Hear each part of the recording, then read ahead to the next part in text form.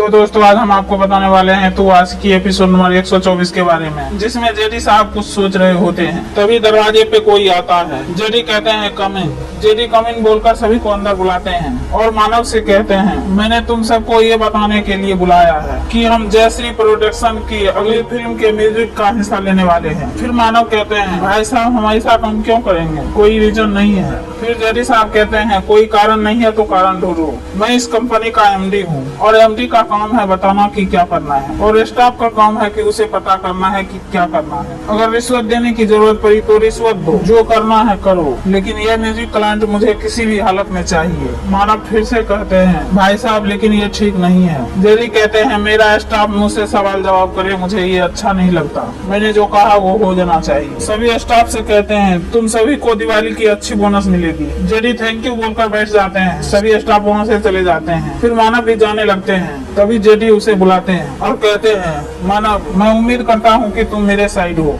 मानव बिना कुछ बोले ही वहाँ से चले जाते हैं। इधर आहान और पंक्ति दोनों मीटिंग के लिए पहुँचते हैं। फिर आहान कहता है एक सेकंड और पंक्ति की बात संवारने लगता है और उसे हिम्मत देता है। तभी वहाँ मोंटी आ जाता है। दोनों से हाथ मिलाते हुए कहता है अरे छोटी पूर्वा या स्टार कहूँ। पंक्ति हंसने लगती है। मोंटी पंक्ति से कहता है नर्वस तो नहीं हो ना, और कहता है वैसे मोंटी का रूल नंबर 6 है, अगर नर्वस हो भी तो कभी फेस पे नजर मत आने दो। तभी पंक्ति आहान की हाथ पकड़ लेती है और कहती है बड़ा या छोटा कुछ भी नहीं होती है, मैं बस अपनी काबिलियत के हिसाब से गाना चाहती हूँ और मैं बहुत खुश हूँ कि इतने लोग मुझ पर भरोसा कर रहे हैं और मैं यही आशा करती हूँ कि लोग निराश ना हो। फिर मोंटी कहता है ये है मोंटी का रूल नंबर 66। मीटिंग स्टार्ट होते ही ऐसी बड़ी बात बोल दो कि खुद नहीं सामने वाला नर्वस हो जाए। तभी आहान और पंक्ति दोनों हंसने लगते हैं। मोंटी कहता है तो रिहर्सल के लिए रेडी? पंक्ति कहती है हाँ। मोंटी अपने स्टाफ को बुलाता है और कहता है इन्हें रिकॉर्डिंग रूम में लेकर जाओ। जेडी साहब मानव के ऑफिस में कुछ पेपर लेकर आते हैं और उसे पढ़ने देते हैं और कहते हैं मैंने अपने कॉन्टेस्ट के जरिए पता लगाया है कि रीडिंग म्यूजिक कंपनी ने जयश्री प्रोडक्शन के डील के लिए 12 करोड़ की ऑफर दी है। मानव कहते हैं भाई साहब इस कंपनी को हमें इतने पैसे नहीं देना चाहिए। जेडी कहते हैं अब तुम्हें उससे ज्यादा ऑफर देनी है। मानव जेडी को देखते रह जाते हैं। जेडी कहते हैं 15 करोड़, ये डील हमारी ही होनी चाहिए।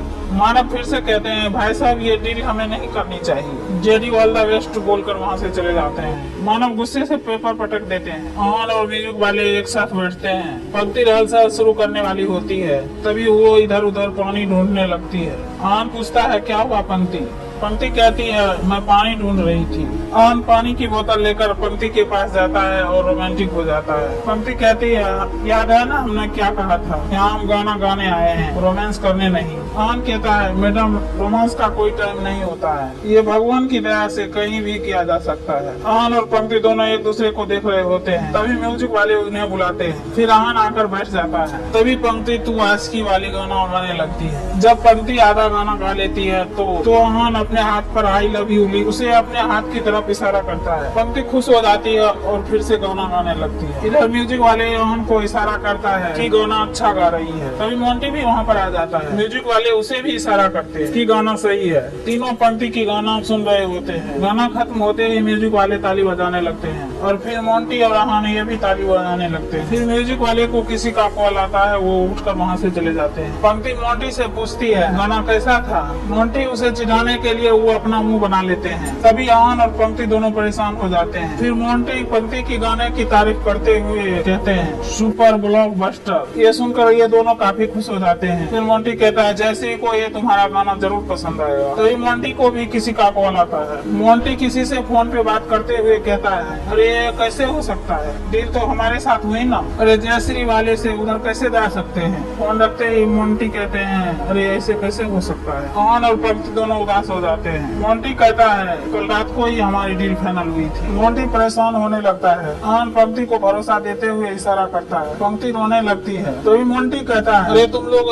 आर्टिस्ट लोग हो यार, बिजनेस पर ध्यान मत दिया करो। मोंटी कहता है मोंटी सिंगर की आवाज ऐसी होनी चाहिए कि मार्केट में जो मांगे ना वो देने के लिए राजी हो जाए। आहान कुछ कहना चाहता है। फिर मोंटी कहता है अरे डील में ऐसे होता रहता है, पूरा आयटा फैलेगा तो नजर उतर जाएगी, तुम तुम दोनों अपनी आवाज का ध्यान रखो, मैं डील करके आता। पंक्ति नर्वस होकर रोने लगती है। तभी आहान आंसू पोंछते हुए कहता है, डोंट वरी, मोंटी बहुत पुराना केयर है, वो बड़े पापा को ऐसे बीच में नहीं आने दे सकता है। आहान पंक्ति को समझाते हुए कहता है, देखो उम्मीद रखने की बहुत सी रीजन है, पर उम्मीद खोने की बहुत कम, तो हम क्या करेंगे? पंक्ति कहती है, उम्मीद रखेंगे। आहान खुशी से कहता है, यस। तभी जेडी पंक्ति के मोबाइल पर वीडियो कॉल करते हैं और कहते हैं, दोनों लव्स एक साथ। आहान कहता है, हम दोनों हर हमेशा एक साथ रहेंगे। जेडी कहते हैं, सपने देखना बुरी बात नहीं, लेकिन उनके सच होने का शर्त मत लगाओ, बड़ा दुख होता है। उसे तुम दोनों को चेहरे देख के लग रहा है कि तुम दोनों को खुशखबरी मिल गई होगी। फिर पंक्ति कहती है, खबर कोई भी हो जेडी साहब, जब तक हम दोनों साथ हैं हमें कोई फर्क नहीं पड़ता, हम भी आपको कोई ना कोई खुशखबरी जरूर देंगे। पंक्ति कॉल काट देती है। जेडी कहते हैं, मैं इंतजार करूंगा बाबू। आहान और पंक्ति दोनों स्टूडियो से बाहर निकलते हैं। आहान कहता है, पंक्ति तुम ज्यादा टेंशन मत लो, हमें कहीं ना कहीं अंदाजा तो था ही कि बड़े पापा कोई ना कोई गंध तो फैलाएंगे ही, और वैसे भी लड़के जीतने का स्ट्राइक ही कुछ और होता है। आहान और पंक्ति दोनों रास्ते से गुजर रहे होते हैं। तभी आइसक्रीम वाले के पास खड़े दो बच्चे पिचकारी से पानी उस पर डालने लगते हैं। तभी आहान पंक्ति के आरे खड़े हो जाता है। वो दोनों बच्चे हंसने लगते हैं। तभी आहान कहता है, क्या कर रहे हो तुम लोग? होली खत्म हो गई है और तुम लोग होली खेल रहे हो।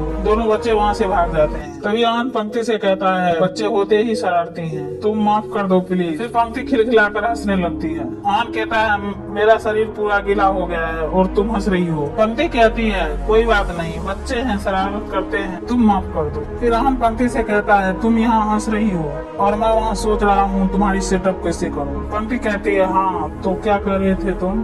लड़के जीतने का मजा ही कुछ और होता है। आहान पंक्ति से कहता है, सच में तुम नर्वस नहीं हो? पंक्ति कहती है, हाँ मैं सोच रही थी कि भगवान जी की तबीयत तो ठीक है ना, कि वो मेरे लिए मुश्किलें ही खड़ी नहीं की है, और अब मुझे लग रहा है कि भगवान जी बिल्कुल चंगे हैं। और क्या होगा, हमें थोड़ा लड़ना पड़ेगा। और वैसे भी अभी किसी ने कहा है कि लड़के जीतने का मजा ही अलग होता है। पंक्ति फिर से मस्ती करती है और झूठ कहती है, पीछे आहान पानी। आहान डर के पंक्ति को पकड़ने लगता है। फिर दोनों हंसने लगते हैं। फिर आहान पंक्ति से थोड़ी देर के लिए अलग होता है। वो कुछ लाने जाता है। तभी वहाँ पर गाड़ी से गुंडे भी आ जाते हैं और पंक्ति की तरफ इशारा करते हैं। आहान उधर पंक्ति के लिए गिफ्ट ले रहा होता है। इधर दोनों गुंडे पंक्ति के पास आकर उससे कहते हैं, मैडम हम भी आपके फैन हैं, हमें भी एक सेल्फी लेने दीजिए। वो दोनों गुंडे पंक्ति के करीब आने लगते हैं। पंक्ति डर जाती है और कहती है, देखिए आप लोग जाइए, बदतमीजी करने लगते हैं। तभी पंक्ति कहती है, देखिए आप लोग बदतमीजी मत कीजिए। इधर सभी गुंडे मिलकर पंक्ति को तंग करने लगते हैं और घूम घूम के सेल्फी ले रहे होते हैं। पंक्ति जब पूरी तरह परेशान हो जाती है तो चिल्लाकर कहती है, आहान। आहान पलट कर पंक्ति के तरफ देखता है। वो अपना गिफ्ट फेंक कर उसके पास दौड़ कर आता है। गुंडे को धक्के मारकर साइड कर देता है और पंक्ति को अपनी तरफ कर लेता है। फिर आहान और गुंडे के बीच मारपीट होने लगती है। वो पंक्ति के पास जाता है और पूछता है, ठीक हो ना तुम? तभी पीछे से गुंडे जाकर आहान को दबोच लेता है और सभी मिलकर आहान को मारने लगता है। पंक्ति परेशान हो रही होती है और कहती है, मत मारो उसे प्लीज। पंक्ति चीखती रहती है, चिल्लाती रहती है, पर कोई गुंडे नहीं रुकते हैं, आहान को मारते ही जाते हैं। यहीं पे एपिसोड खत्म हो जाती है। आगे की जानकारी पाने के लिए हमारे चैनल को लाइक करें, सब्सक्राइब करें। Thank you. तो अगर आपने अभी तुआस्की का एपिसोड नंबर 123 नहीं देखा है तो एक बार जरूर से देख लीजिए।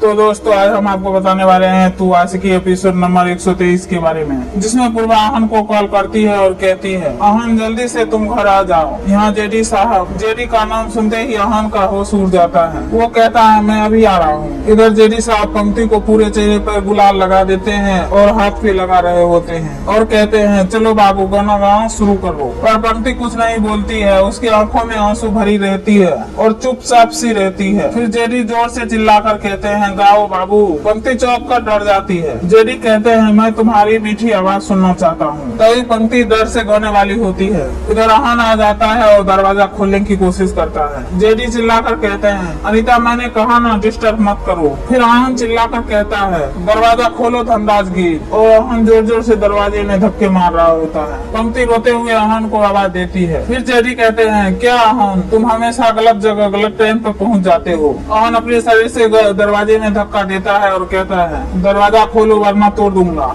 जेडी गुस्से में उठकर खड़े हो जाते हैं और कहते हैं, समझाओ बाबू उसे। पंक्ति आहान चिल्लाती है। आहान कहता है, जेडी उसे छूने की भी कोशिश मत करना। जेडी अपना मोबाइल लेकर पुलिस को फोन कर देते हैं। जेडी फिर से अपना हरकत शुरू कर देते हैं और कहते हैं, बाबू अगर मैं तुझे नहीं छूऊंगा तो मेरे प्यार की तौहीन होगी। फिर जेडी पंक्ति के साथ उल्टी सीधी हरकतें करना शुरू कर देते हैं। पंक्ति चीखती रहती है, चिल्लाती रहती है, पर उन पर कोई असर नहीं होता है। तभी अहान किसी तरह दरवाजा खोलकर अंदर आ जाता है। जेडी फिर भी नहीं डरते हैं। वो कहते हैं 1 मिनट अहान। पंक्ति की तरफ फिर से जेडी आगे बढ़ते हैं। तभी अहान जेडी को पकड़कर खींच लेता है और गला दबाने लगता है। अनीता और पूर्वा दोनों मिलकर पंक्ति की हाथ खोलती है। फिर जेडी भी उठकर खड़े हो जाते हैं और अहान का गला दबाने लगते हैं। दोनों एक दूसरे के गला दबा रहे होते हैं। ये तीनों माँ बेटी चिल्लाती रहती है, छोड़ दो अहान, पर कोई नहीं मानता है। इस वीडियो में इतना ही, क्योंकि ये वीडियो लंबी हो चुकी है।